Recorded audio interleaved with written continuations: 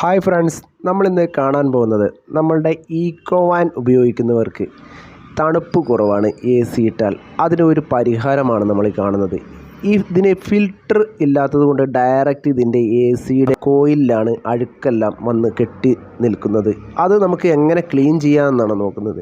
ഇതിൻ്റെ അടിയിലാണ് ഇതിൻ്റെ എ സിയുടെ ആ ഭാഗം വന്നിരിക്കുന്നത്. ഇത് നമുക്ക് ജസ്റ്റ് ഒന്ന് താഴ്ത്തിയതിന് ശേഷം ഇതുപോലെ എന്തെങ്കിലും പ്രഷർ മോട്ടർ ഉപയോഗിച്ചോ അല്ലെങ്കിൽ വാട്ടർ പൈപ്പ് ഉപയോഗിച്ചോ നമുക്കിത് ക്ലീൻ ചെയ്തെടുക്കാം. നമ്മളിതിൽ ഒരു പ്രഷർ മോട്ടർ ഉപയോഗിച്ച് നമ്മൾ ക്ലീൻ ചെയ്തെടുക്കുകയാണ്.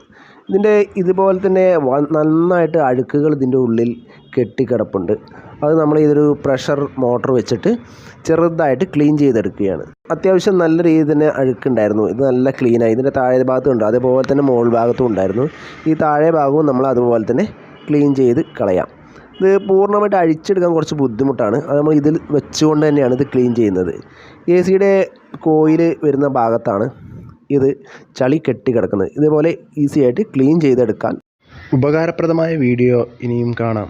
ചാനൽ സബ്സ്ക്രൈബ് ചെയ്യുക.